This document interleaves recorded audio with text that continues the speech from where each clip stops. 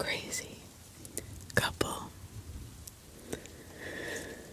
Just bear with me while I try not to ramble as I tell this story. Happened quite a while ago. My husband and I, we are in our early 30s, and we have 2 toddlers. I'm going to talk about a couple today called Liz and Klinger. So I am scrolling through Facebook when I noticed a post on one of our local talk of the town groups. You know, one of those neighborhood kind of all about what's going on. Who got their mail stolen, or packages stolen, or car broken into, or the local gossip.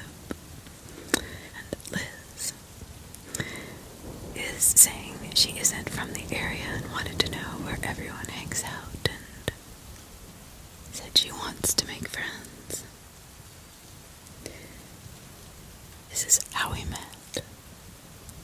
Me being an outgoing person, I decided to comment and say, I'll be your friend.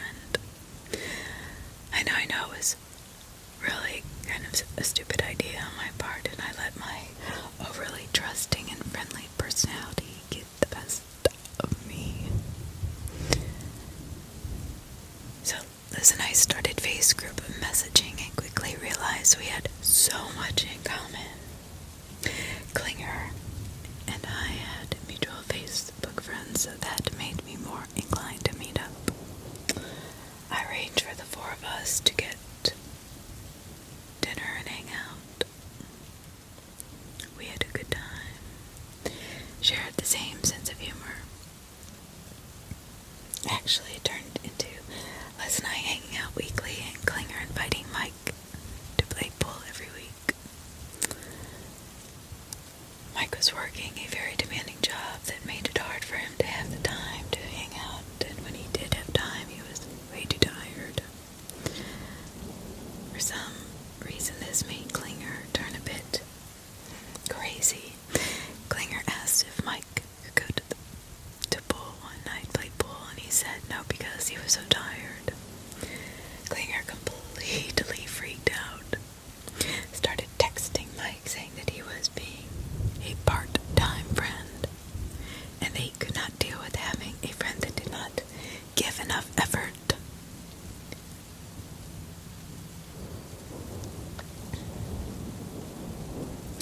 He continued to go on to say that my husband, Mike, was leading him on as a friend, which really confused me. I had never heard of this. I mean, people work, they're tired, they can't always just go out.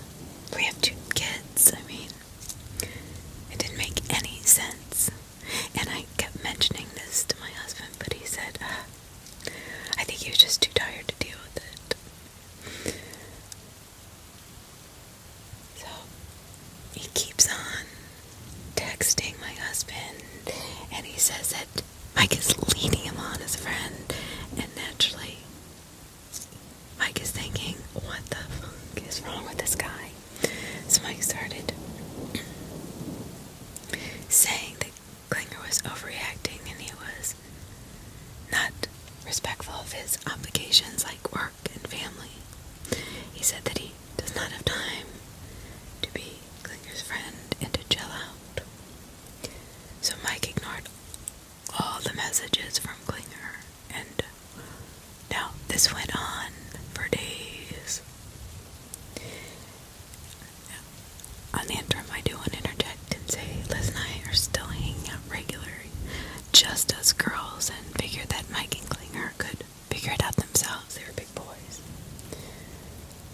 I started to notice that Liz was becoming really clingy and would get mad if I said I felt like just hanging out at home instead of with her, because I do have 2 kids and a husband I wanted to see. She would try to make me feel guilty for wanting to have time alone, so my idiot self fell for it and thought that it would be wrong of me to leave her to be lonely, as she did not have anyone else in the area.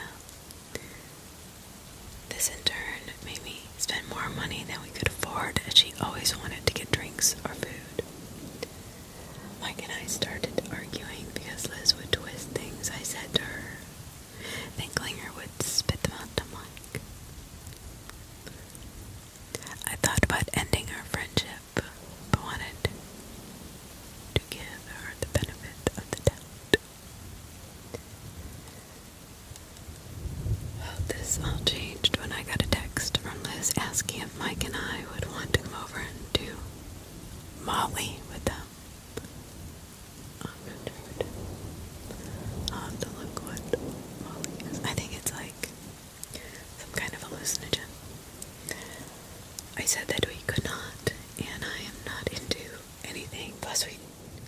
babysitter.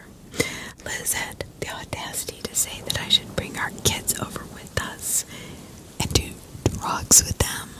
And she got mad that I said it was a bad idea. Well, who the hell wouldn't think that this was a terrible idea? I don't know. I started to think something was really off with these people. Because in the meantime, Klinger is non-stop texting Mike, saying that he's a piece of shit alcoholic and that he doesn't not give it to me enough. What? Mike and I were totally taken aback at this. It came out of nowhere, and I never complained about my sex life to Liz or Klinger. In fact, I told Liz that I was content with our life. I did mention Mike drinking a lot at the time, but did not go into further detail. And it wasn't some big secret. At the time, he did have a drinking problem, but that's a different story. Klinger then lectured Mike about him needing to quit drinking, and that he's a piece of shit father just like his dad. My husband has his share of issues, but he's not a piece of shit dad and has dramatically improved since this occurred with his drinking. Klinger then said that our kids are annoying and ugly. Who says this? I mean, he told Mike that our son shouldn't have a pacifier and how we are intentionally screwing up his teeth. Keep in mind, they're around 16, 17 months old, and the other one was 3 years old with the standard tantrums. Mike said that he was done with the conversation, that there was no reason for him to disrespect our family, which obviously included a few choice words from my husband. Mike said that he does not care what his sexual preference is, but that Klinger seems to be looking for a boyfriend and not a friend, and my husband is not into men. Sorry, Klinger. Well, Klinger lost his shit. Told Mike he would beat his ass and break him in half. My husband blocked him on everything. Then I texted Liz saying that our friendship was over due to her psycho husband. Not hear from them again, but I was nervous for a good while. It didn't help knowing that Klinger regularly went on the dark web and hearing all the horror stories surrounding that made me very afraid. Also at the time, they lived about 10 minutes away. Thankfully, I knew beforehand that they would be moving to a city 40 minutes away in the near future. I knew it would be unlikely that I would run into them. Long story short, I learned the hard way that when it comes to friends, it is quality, not the quantity of friendships. We have a couple good friends and are more than happy with it, so psycho couple, let's not meet ever again.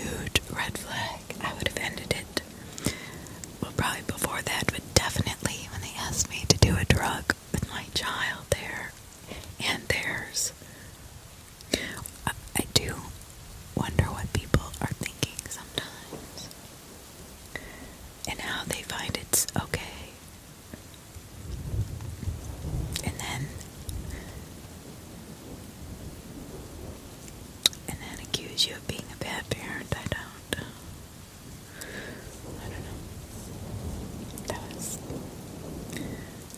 It's good they got that relationship off. Heed the warning. What you're about to read is a warning. I beg you, I implore you, please, please, please, do not go hiking in the woods around Pittsfield, Massachusetts.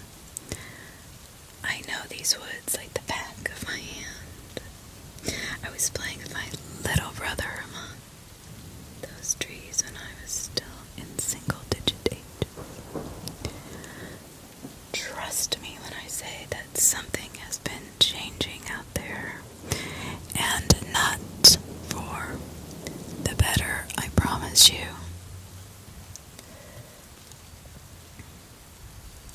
I first noticed something horribly wrong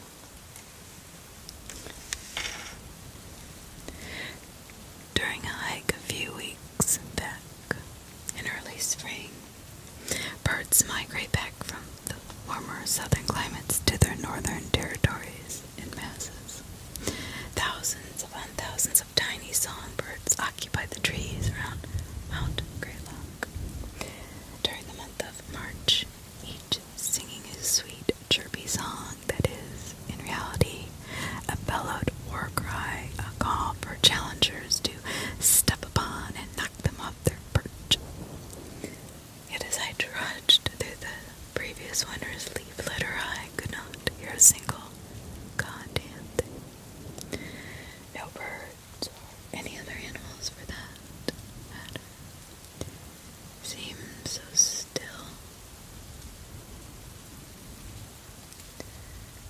It's odd. This made me nervous for two reasons. One, animals have an uncanny ability to detect dangers that are imperceptible to humans. And second, their sense of smell, hearing in general, atmospherics are far superior to our own. In the wild, if the wildlife has fled the area in such a hurry, or at least refused to return, this could mean that something awful is about to happen. And areas of woodland turn exceptionally quiet when there is a large predator around.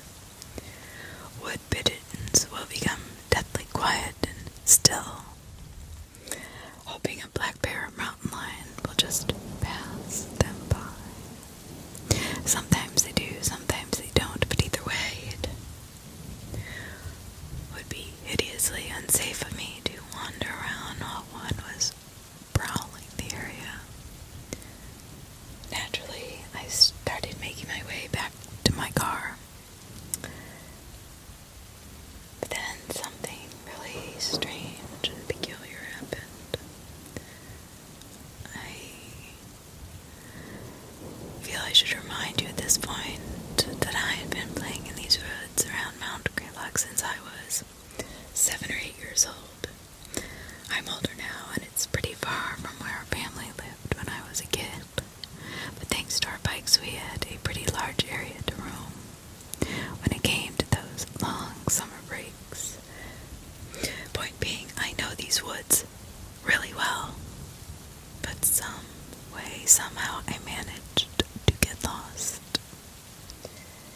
It first came to my attention that I had managed to get myself turned around when I felt my head begin to throb with a dull ache. I stopped walking for a moment, rubbing my eyes and the bridge of my nose, trying to massage away the pain. When I opened my eyes again, I looked around. I felt a faint flash of panic run through me. I didn't recognize my surroundings. I cannot understand how jarring this was for me to be somewhere I'd been visiting all my life. For it to feel utterly foreign to me was paralyzing.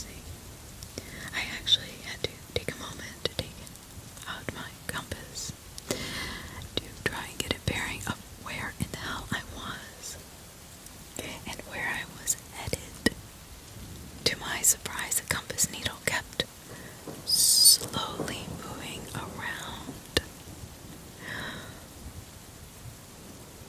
Because what was so strange about this is I was standing still.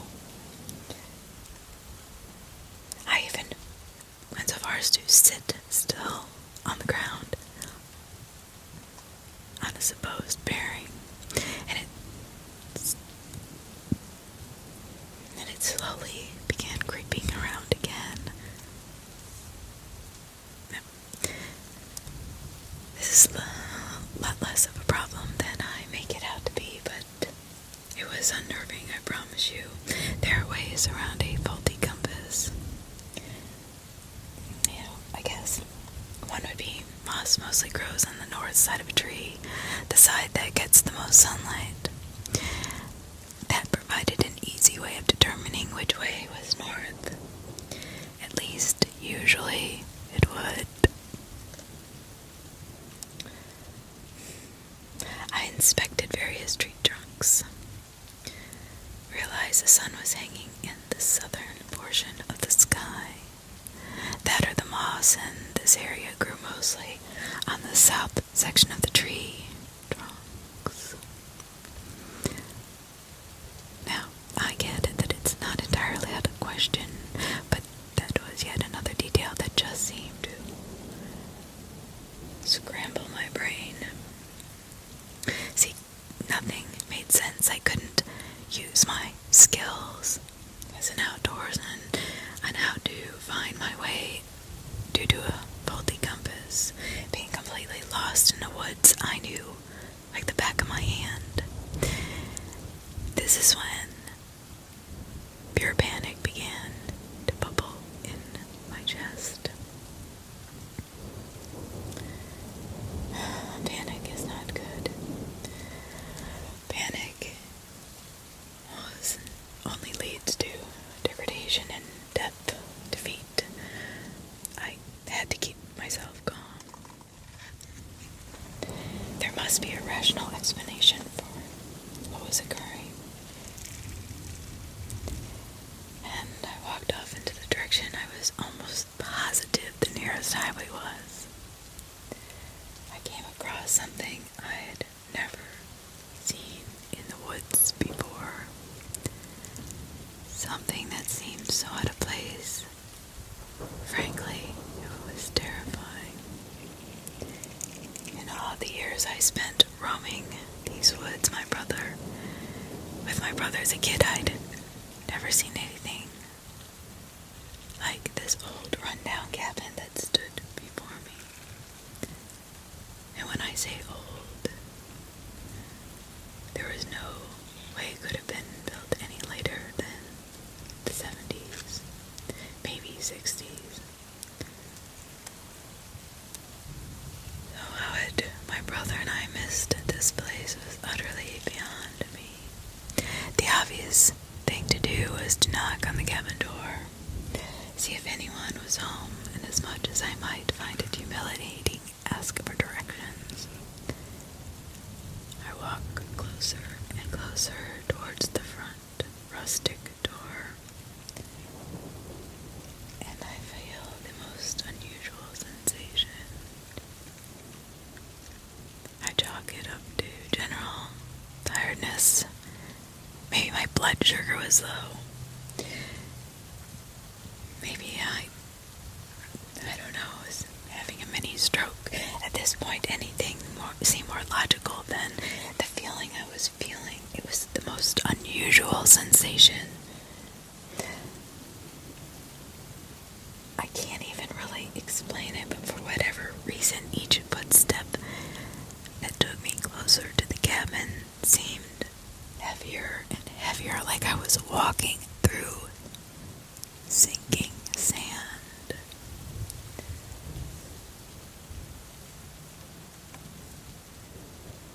I was almost about to knock on the door as I bring my fist up to the old wooden door. I felt something physically repel me from the twice and never return. Do not look back. Never look back. What? I couldn't believe what I'd just heard in my ear. I must be hallucinating. I must be past hungry. That must have been it.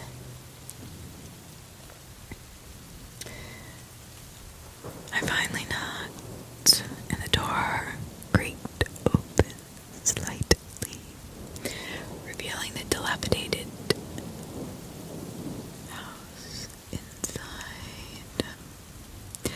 Whatever bolts or locks that were on the door had long since been worn away, and the inside was just a run-down, rotten shed, just like the outside. Evidently, it was abandoned, but there was a curious order to the furniture that led me to believe that every so often the cabin did actually receive some visitors. Aside from me, of course, but something in the corner of the cabin really drew my attention. What I'm about to attempt to describe is, quite frankly, indescribable. I know it was a wooden idol of some kind, a small statuette set atop of a stone altar, and I appreciate this intensely. It's intensely confusing to understand. I'm doing my best. I could not make sense of what I was looking at. My brain was completely incapable of computing the information. My eyes were beating it. So it's hard for me to relay this information to you. That is when my headache returned, and I mean the kind of headache, migraine, that brings you to your knees.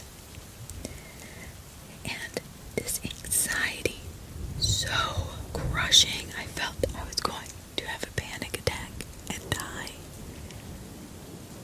Something about that wooden idol instinctively told me that was the problem.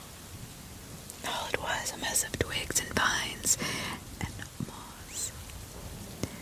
Representation of pure, unfiltered evil is what I felt.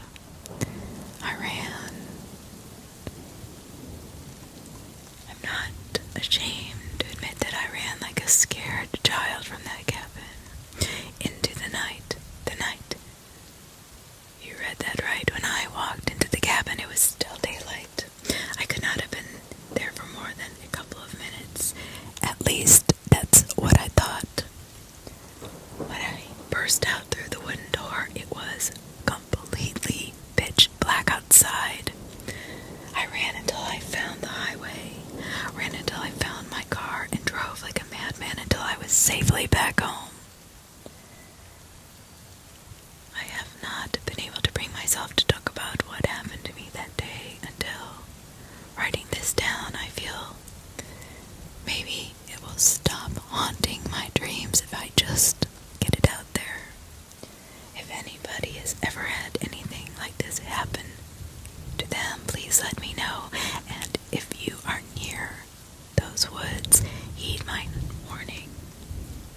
Do not go into them or any woods near or around Pittsfield, Massachusetts. So,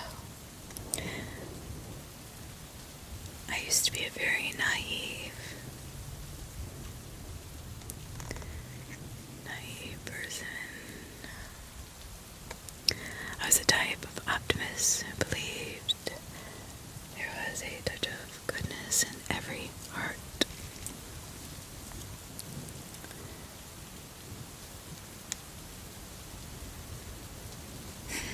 A dangerous mindset to have. I realize now that seeing the world through my rose-colored glasses put a big, flashing red target on my back. Often when you think of scary stories involving creepy behavior and psychological abuse you think of an occurrence from a stranger. In my case, it came from my mother-in-law. See, my husband's mother initially adored me. Not for any reason other than thinking that I could easily be controlled. See, I was meek with a passive personality. This made sense that I would come across like someone who could be easily influenced. Looking back on it, I grinned at how creepy the situation truly was. For the sake of this, I'll call my mother-in-law by the name of Mrs. Psycho. At the beginning of the relationship with my husband, Mrs. Psycho and I were getting along great. Or I thought we were. She would take me shopping, give me compliments about my hair and girly stuff like that. As the relationship with my partner grew more serious, she would rant and rave to everyone in our neighborhood about how much she adored me and how I was the daughter she never had. So naturally, I thought things were progressing positively. Boy, I was wrong. Unfortunately, certain things were just really off about Mrs. Psycho. I noticed the little tidbits of her behavior at parties and neighborhood social gatherings. She'd sulk in a corner and I'd chalk it up as her being socially awkward or anxious, but looking back on it now, I noticed that she was always whimpering about something negative going on in her life. How she fell off her bike and hurt her elbow while riding through a construction zone. How one neighbor complained about her parking in front of his house. Losing her job because she did not get along with a coworker. The list went on and on and on.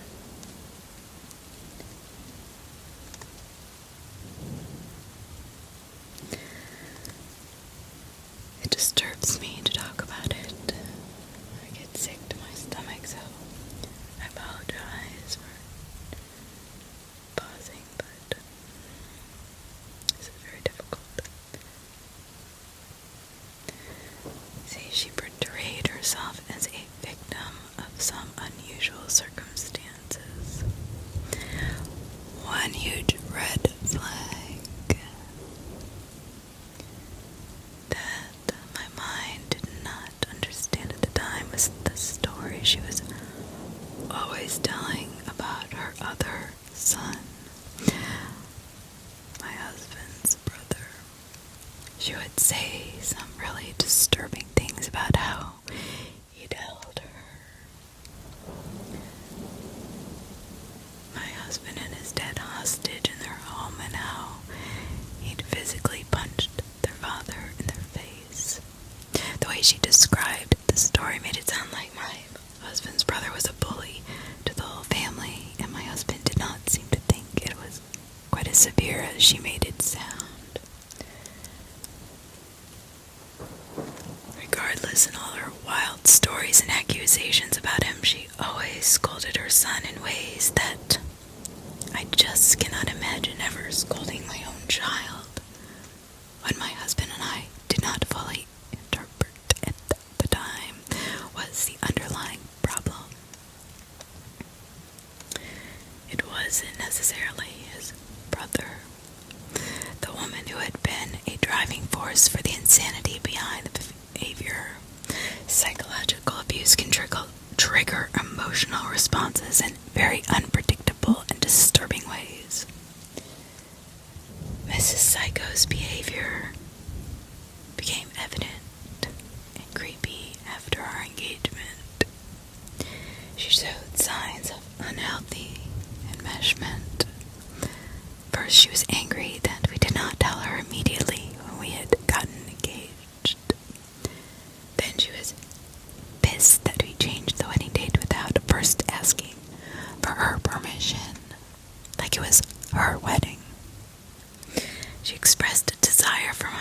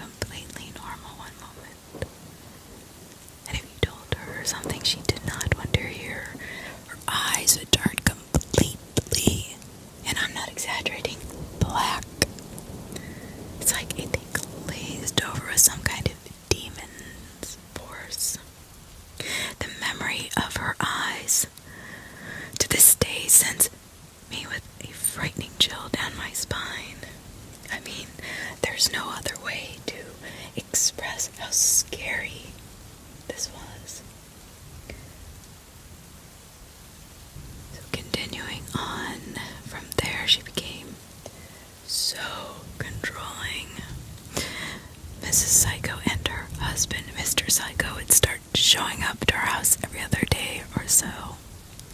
I started counting how long they could go without having to see us, and that number came to 3 days at the most. There is absolutely zero privacy, and I felt that I had to close the curtains over our windows every night. That is not a good feeling. It's almost like a predator is watching you, waiting for you out there in the dark. I had an uneasy feeling like this. Have you ever had that? I locked the bedroom door as routine before bed. I would put a chair up against it just to be on the extra safe side, because at this point, I was so afraid of what they might do next, especially after telling all the strange and bizarre events that had taken place with her other son. I started to think that maybe she was part of it. I don't know. Despite our relationship being pleasant in the beginning, I noticed that I was now feeling like I was treading on eggshells around Mrs. Psycho, or rather, landmines. Anything I said was offensive to her, no matter how innocent. I realized I could not talk to her like I used to be able to when her son and I were just dating. I remembered when we'd be able to have a nice in-depth conversation, and I had allowed myself to be vulnerable with her. I confided in her about how I had a lot of social anxiety, and that her son came into my life during a time that I was suffering from crippling depression. I talked about he had brought a ray of sunshine into my life, thinking that speaking kindly about her son would please her, but she had this unfeeling glazed look across her face, that same black-eyed look. But me, being who I am, I wanted to mend my relationship with her. I decided to help her out one day with organizing our antiques. She had this hobby of going to auctions and buying and selling knickknacks, buttons, and stuff like that. She would be very proud of her collections of things that I sort of thought were junk, but to be polite, I told her I saw beauty in these things, hoping to get back on her good side. And to make this even more horrifying, she would collect these really creepy, strange dolls, including this horrifying-looking vampire dolls with piercing red eyes. She said she had that specific doll for years and used to scare her sons with it when they were little kids. What? She laughed at the memory, and the sound had an eerie, satanical vibe.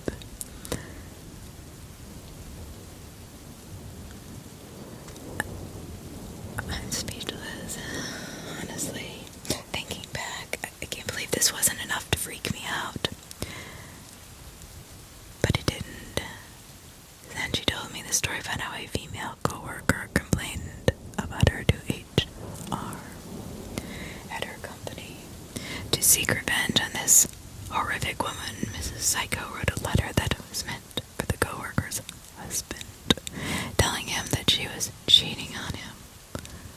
To remain as anonymous as possible, she told how she slipped on a pair of black gloves and drove the letter to a faraway location so that her address could not be traced. I remember feeling very uneasy about her story, wondering how she could get angry enough hours away just to cause emotional harm to another human being.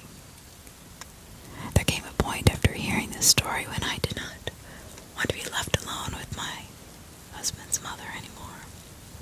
My husband tried to talk to his parents about how I was feeling like I was on eggshells around them, but they flipped the narrative to say that they were the ones feeling on eggshells around me, that I was the bad guy. During this time, I painstakingly realized that this psychological torture existed in the form of extreme invalidation. Not having your feelings acknowledged can really drive a person insane. That was Mrs. Psycho's other son. I had no idea what ever happened to him. I think he was driven mad by his mother's severe emotional neglect, and he was in a home somewhere, or institution. My husband never talked about him either.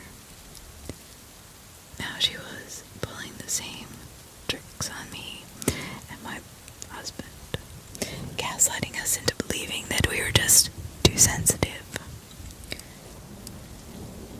My husband and I started figuring out what was wrong, that something was off.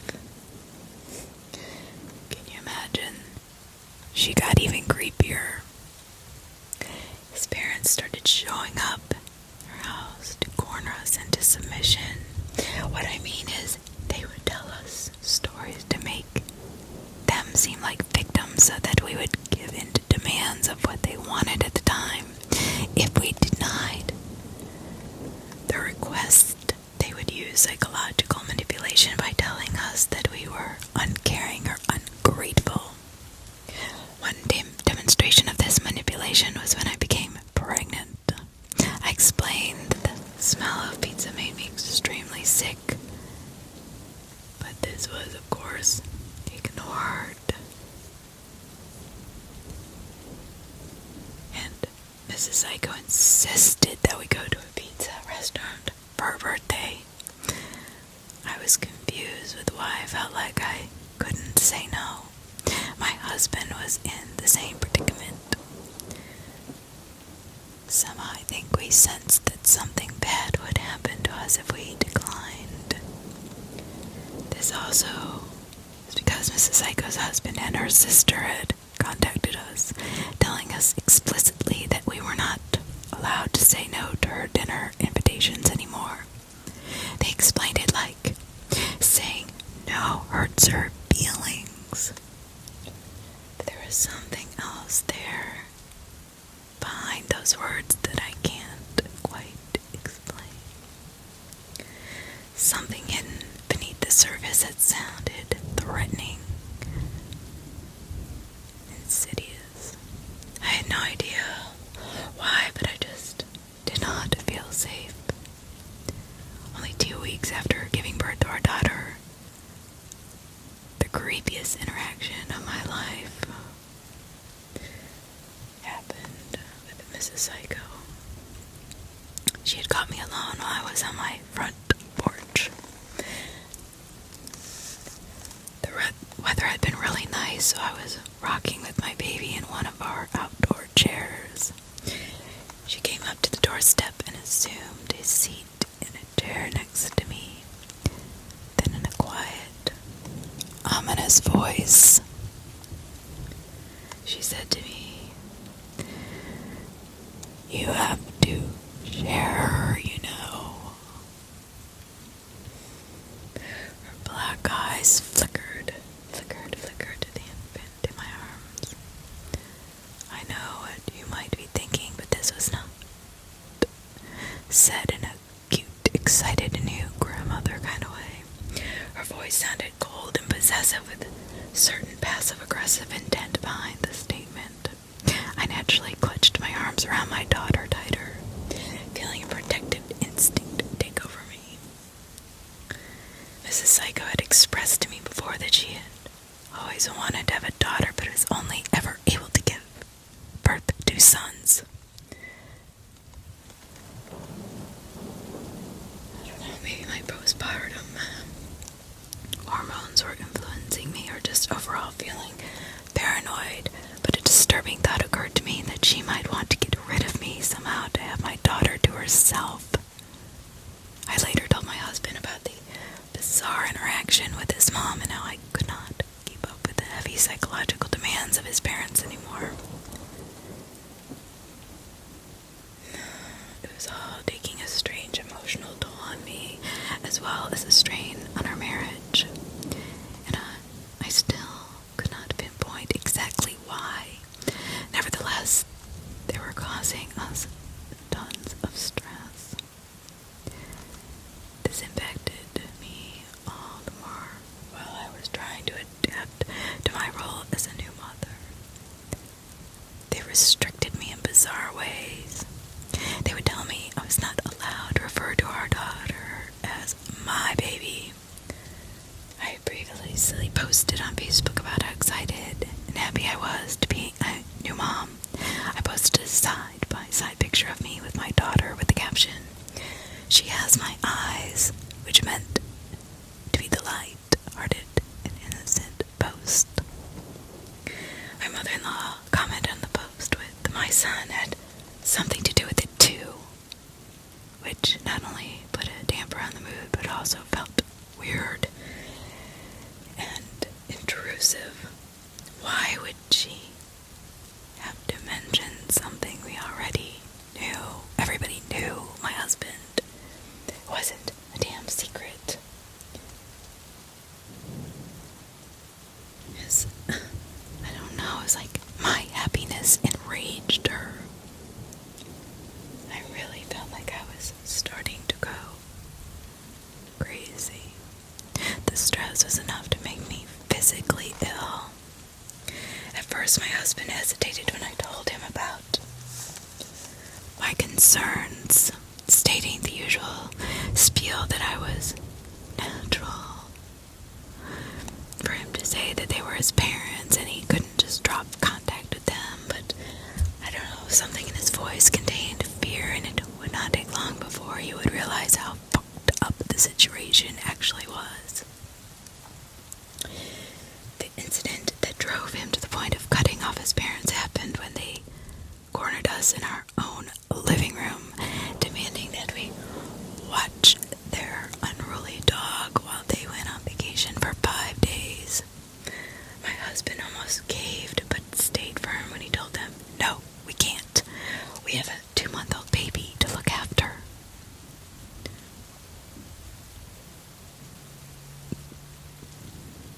The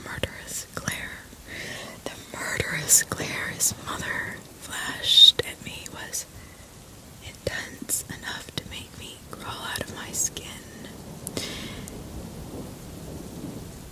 You know that look before someone gives you just about as they're ready to attack? Looked like something out of the movies. Very primal and hateful. Evil. I thought for sure that she was about to lunge at me and wring her hands around my neck, causing me death by strangulation. At that point, I was absolutely terrified. I started to shake. Mr. and Mrs. Psycho eventually left our house. They were furious, clearly. And they were even more pissed. Not that we wouldn't watch their dog, that they were not able to convince us to conform to their will. That was the real problem. My husband and I had a dark, suspicious feeling that something bad was about to happen. First, we received lengthy emails from Mrs. Psycho, mostly insulting me. She said she thought that I was brainwashing her son, and she went on to portray herself as a victim again. She used the knowledge of my anxiety disorder to make an argument that I was mentally unstable and dangerous. She threatened to post about me on Facebook and make our life a living hell if we did not apologize for deviating from what she wanted. Now, isn't this nuts? But then at the same time, she told me that I was dead. listed all the mistakes I'd ever made in the past, as well as criticizing my faults. I would be lying if I said this didn't sting. My husband and I needed space to recover from the emotional wounds that she had inflicted on us. We remained silent, not wanting to engage with her any further.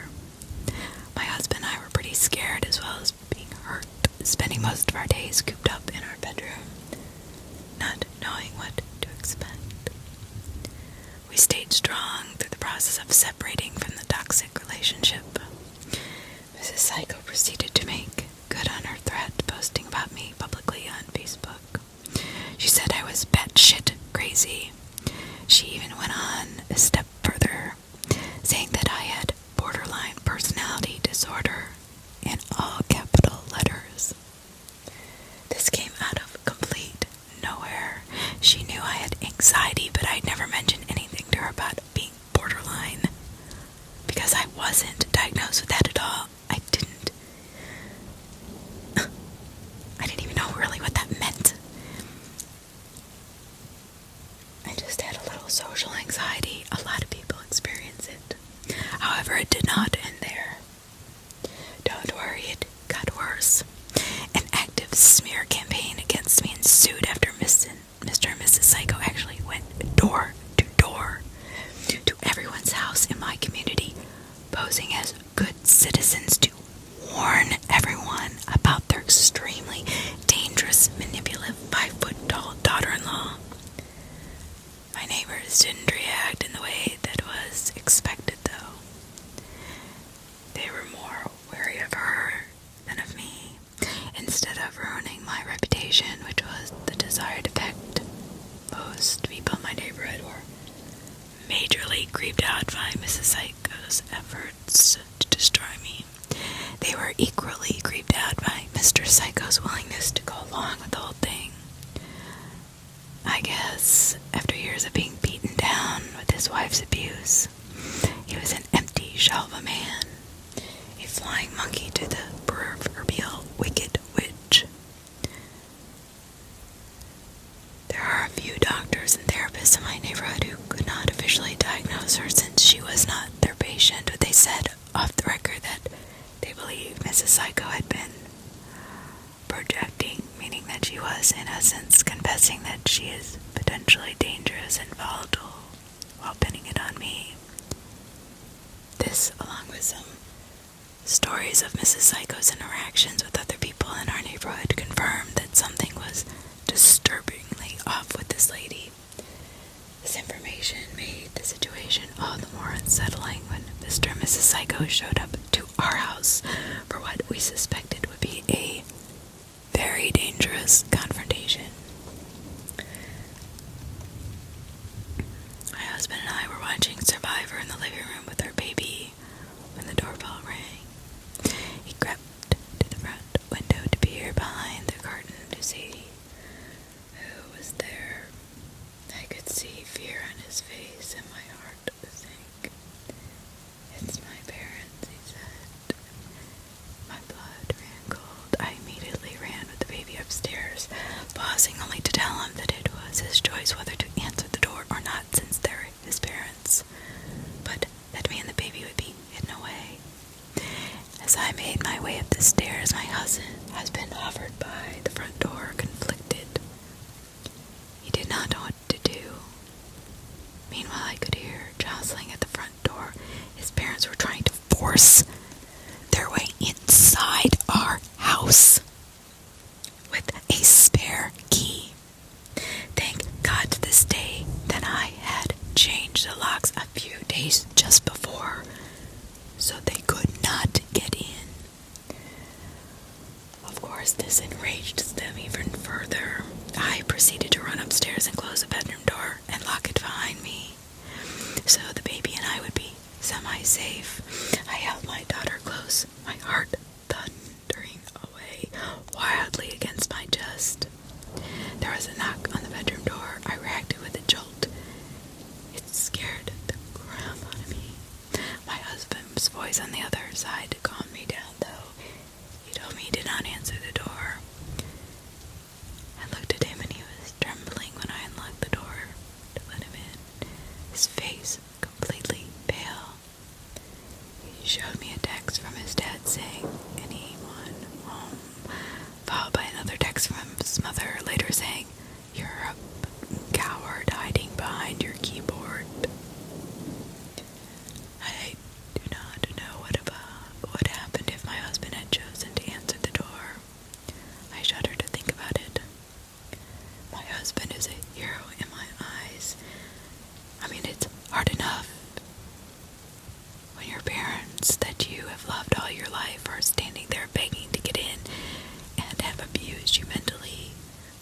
actually stand tough.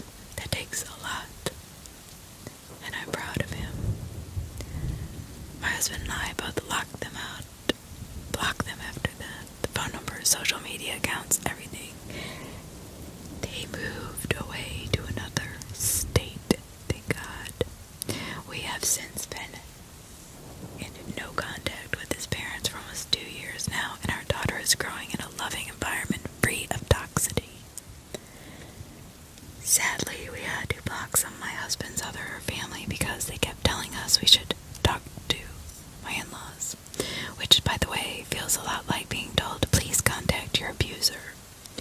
For this reason, I sometimes feel like it would have almost been better to physically be abused than mentally abused, because there would be some form of visible evidence of the harm they had inflicted. In the meantime, they have so far made no attempts to contact us with an apology or anything. Instead, they once reached out with a nasty, "have a shitty anniversary. You two are a match made in hell," which further secured our decision to cut contact with them. I've since armed myself with knowledge so that I will be less naive about creepy behavior in the future. I've studied up on narcissism and the negative psychological impact that some people can have on others through gaslighting and invalidation. I hope listening to this, somebody out there may be aware that not all abuse is physical, and some of this sounds familiar. If it does, think about your situation, because it doesn't have to be physical to be abuse. It can be also mental abuse, and to me, that is worse, because there's no physical proof that anything is happening to you.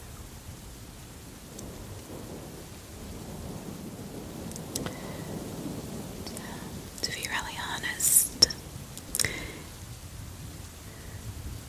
I went down this road one night.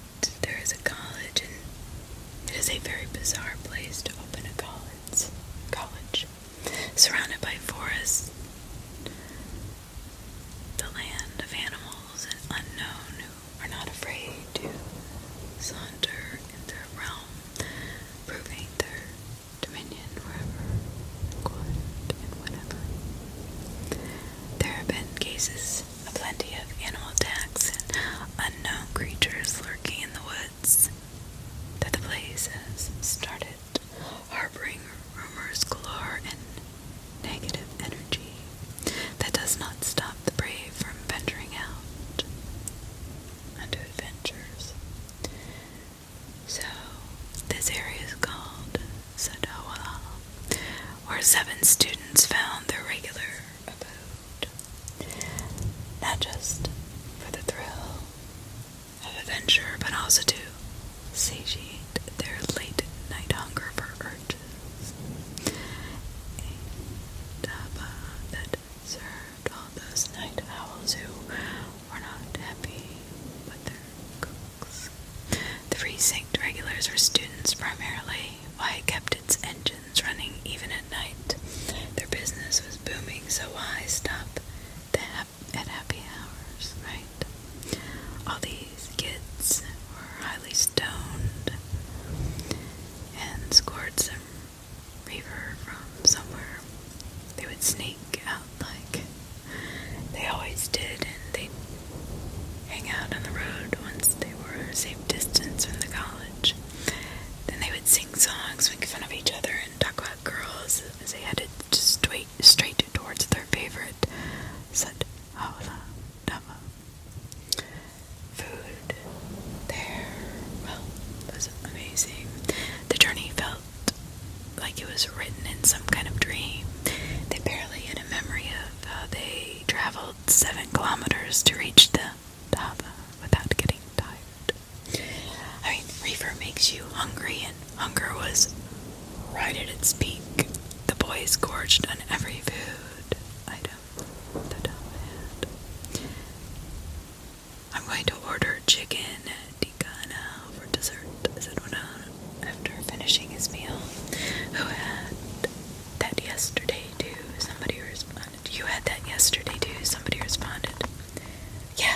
was good, sat back the first boy. So soon they were all very full, and they wanted to hit the road once again because they had to return to their college. The full moon shone bright and allowed the kids a pathway home. But then the kids went through a narrow, unfrequented pathway. On both sides of the road were plants and trees, beyond which expanded a dense forest. Soon Believer's church showed up with a glimmer of dim light coming from inside. It is right after you are past it that the pathway becomes narrower. Trees become closer to you, and you are walking on the road, and the environment becomes kind of creepy.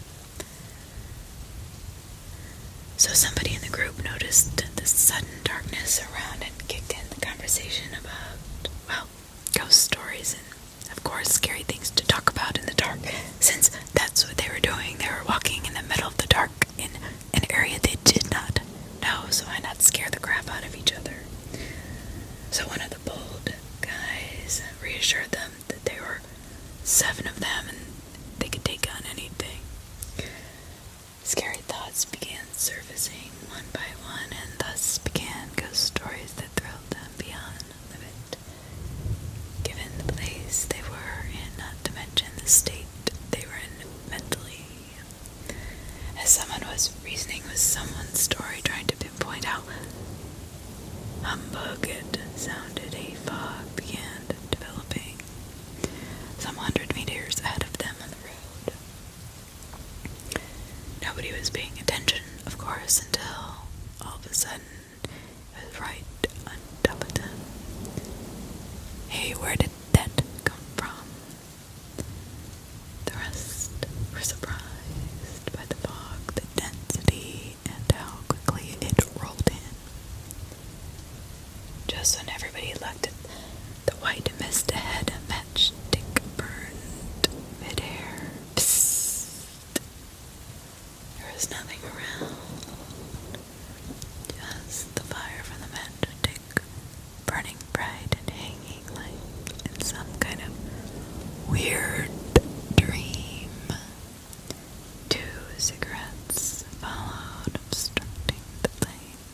The red became prominent, indistinguishable. A puff of two were taken as the matchstick lost its light. Both the cigarettes stood there, still as if looking in their direction.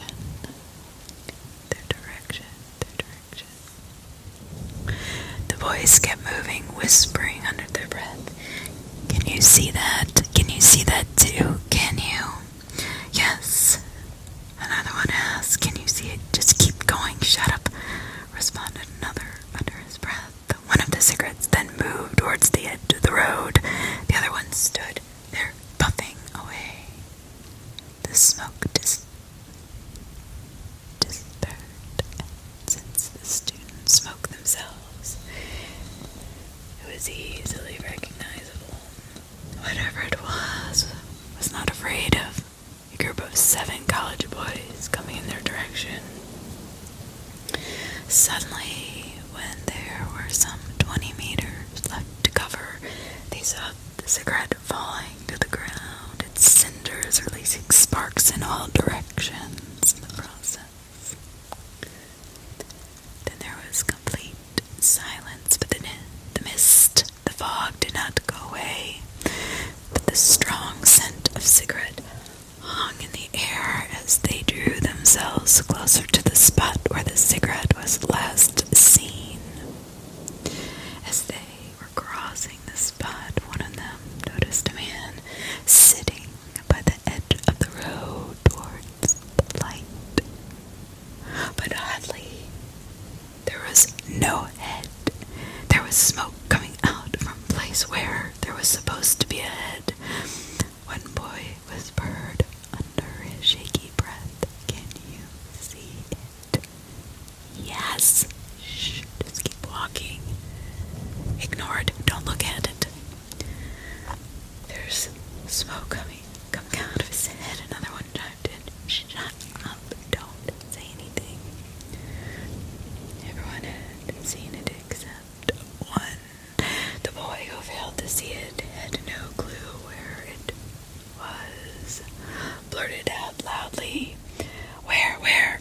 to see it too. As he turned around to check on it, it was too much for the rest of them, and they stormed off. They did not stop until they saw their college entrance. When one of them confirmed if everyone was there, that nobody was left behind, they were all there. All 7 of them sneaked back in, and they assembled in a room where they began discussing what they had seen. They were shuddering with fear. Everyone's story checked out, and everyone had seen the same thing. Bizarre. Their desperate talks slithered into dawn as they failed to sleep that unfortunate night. It was early evening. I walk home from work because I'm a kindergarten teacher, and I usually do this, so it didn't seem like all that big of a deal. I got through a large cemetery. Yes, I know that sounds kind of odd, but this is where most of my family is buried. I like to pay my respects quite often. But this night, as I walk home, this odd fog began to roll in as the sun set. But it didn't really dawn on me that the fog was so thick and ominous. Instead, I looked for the specific oak tree where my family's blood was, and continued on my search. The fog grew thicker, which made me decide to head home and come back tomorrow. Then I ran into a problem. I couldn't find my way. In the fog, I'd gotten lost. The graves disappeared. They would appear in front of me just as I would run into them. I startled myself as a statue of an angel appeared in front of me. The angel stared upwards with its arm raised as if to take a soul to heaven. I did not recognize this. I looked to see who it was. The name and date appeared to be scratched out by a chisel or something. I could still make out the beginning of the Lord's Prayer. As I heard what sounded like a child whispering the prayer, I looked around, but could not see anything in the fog. I look back at the statue and the angel staring down at me with a sinister glare on her face. I was startled, but I brushed it off as lapse in memory, and there's no way the statue could have moved. I continued searching my way through the cemetery, growing increasingly worried and out of touch with time and reality. Fog will do that to you. A large shadow appeared in front of me. I approached it slowly, hoping it was possibly somebody who worked there, who tended to the graves to help me get out of this. But it was a tree, but not the one that I was looking for earlier. Its branches began shaking as if something were moving within the tree. I couldn't make anything out and assumed it was a squirrel or a cat or something. But then, out of the quiet of the fog, I once more heard the sound of a child saying the Lord's Prayer. I called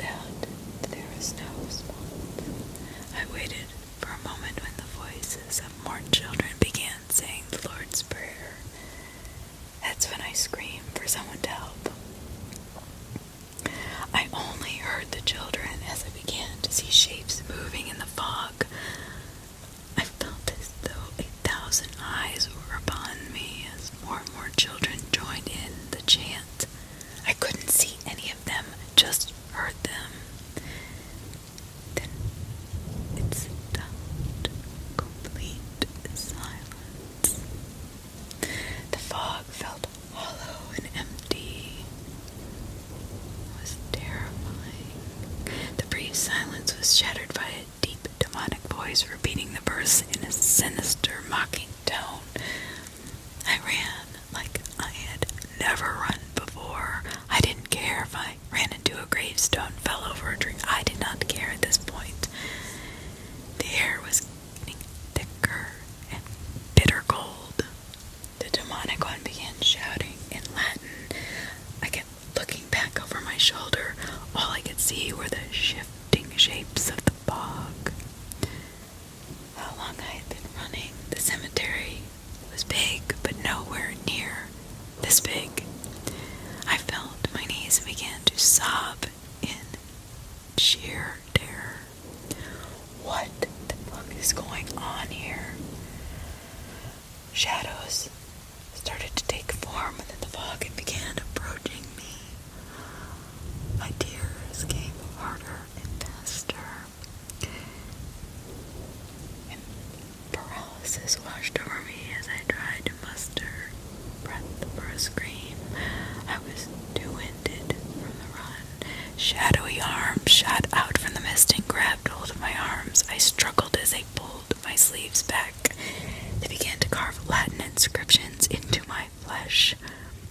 I screamed in agony, looking at the bleeding words as it began to ignite within my flesh. My arms went up in a flash of white fire. I was numb to everything as I looked at the words written in the smoldering skin. English. It was now. The words die, gone, sorry, abandoned, and eternal appeared in crimson against the blackened flesh. I ripped from the roll and took off faster than before, the demon laughing at all the while. I sprinted for a moment and looked over my shoulder, and then forward again, just in time to hit a tree. I woke up as the sun rose under the tree I searched for the other evening. I looked up my arms, and thank God they were normal. I looked toward my family plot to see a little boy setting a flower down as his parents watched. I walked over to ask who they were, but as I got close, I noticed it was my name on the grave. The date said I died over 2 years ago. My heart sank as the memories flooded back, and watched as one of my former students placed a flower at his teacher's grave. Carroll Island, a place where you can find a good amount of forestry everywhere. This was is located in Baltimore County, and I loved hearing Goatman's stories about this place. I believe there is one in Carroll Island, I truly do, but that's not the point of this story.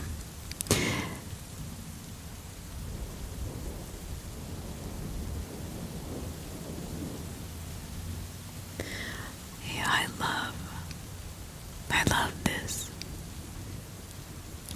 I love this forest, and have always, even as a child, I lived in this still house that I am still living in since I was 7 or 8. These forests, like any other town, always had a urban legend attached to it.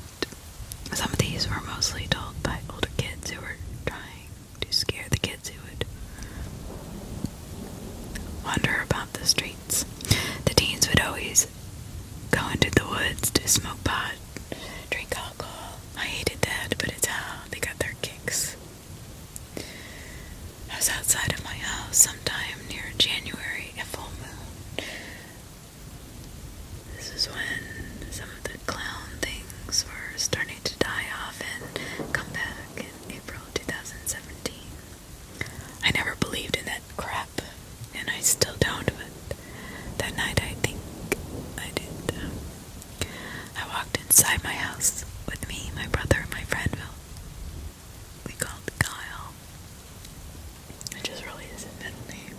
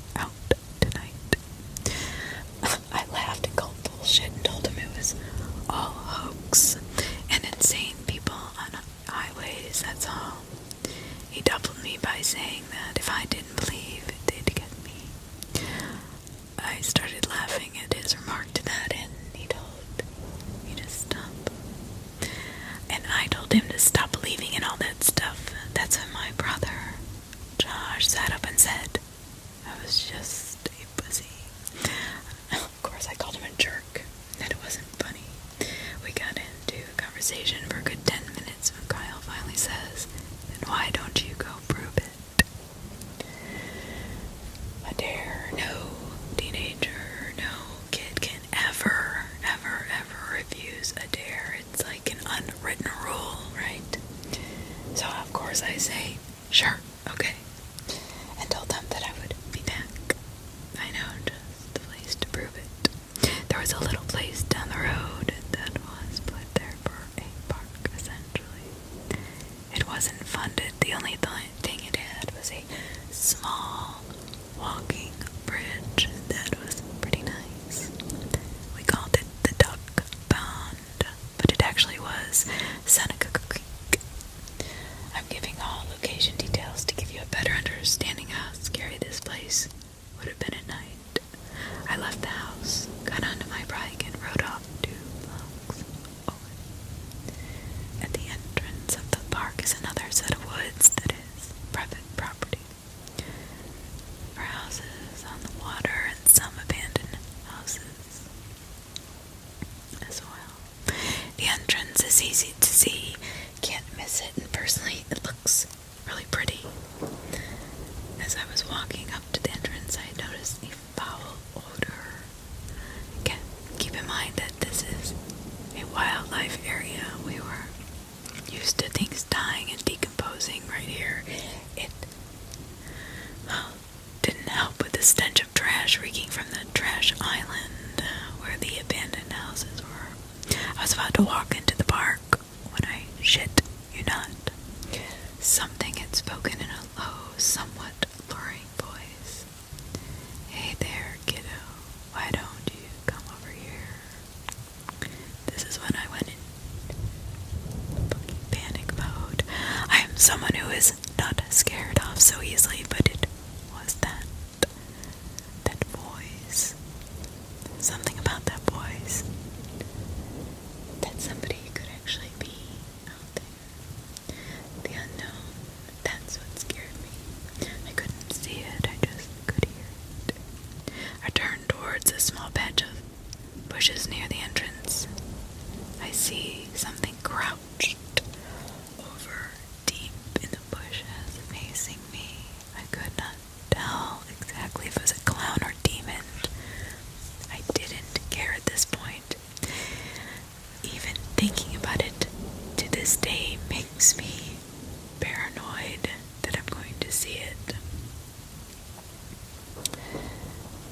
As I was going to man up and go see what it was, it speaks again. That's right. Of a blade. The sheathing of a blade. That's when I knew it was time to get the hell out of there. I instantly wailed out in fright, almost pissing myself, and crashed into the bike. I say if I had not been riding for many years and built up muscles to power out of there, I would have been murdered. I floored back to my house. At this point, my body is completely shaking in hysteria, and Kyle said that once I opened the door, I was not comprehensible. It takes me a minute or two to calm down, and I realize I shouldn't be so scared. I explained to Kyle and Josh what just happened, and we agreed to go back tomorrow and mess up whoever was out there. Of course, we never did, and I never go there at night ever again, and I won't. Creepy man in the bushes, whoever you are, if you're still out there, let's not